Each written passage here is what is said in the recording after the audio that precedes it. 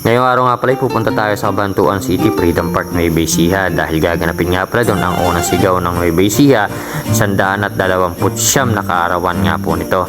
Kaya agad tayong pupunta dahil naimbitahan nga pala ang Nueva Ecija Vlogger Association o ang NEVA. Ay kasama tayo doon, kaya isa rin tayo sa pupunta ron para makita natin kung ano yung mga gagawin doon.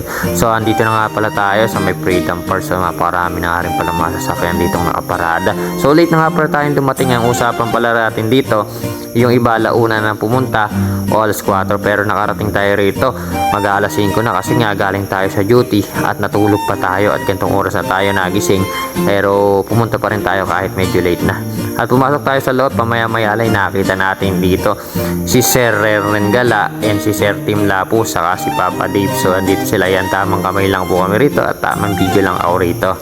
And pamaya-maya nga lang din nakita na natin yung mga officer po ng NEVA.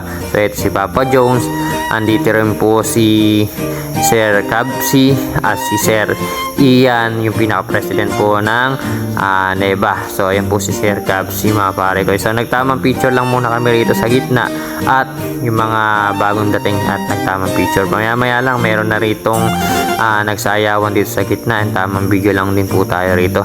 Medyo katatapos nga lang din pala ng ulan yan, malakas yung ulan yan. Buti na lang huminto at natuloy pa rin tong event. So ayan sila Sir Renren at nagtamang picture at pauwi na rin daw pala sila niyan kasi nga maaga silang pumunta rito at ako'y medyo na late na. Ito yung mga officer nga po pala ng NEVA. So ayan po silang lahat. Ayan, tamang picture lang kami rito para may pampost kami sa bawat account namin. So tamang video lang din tayo mga pare ko dito.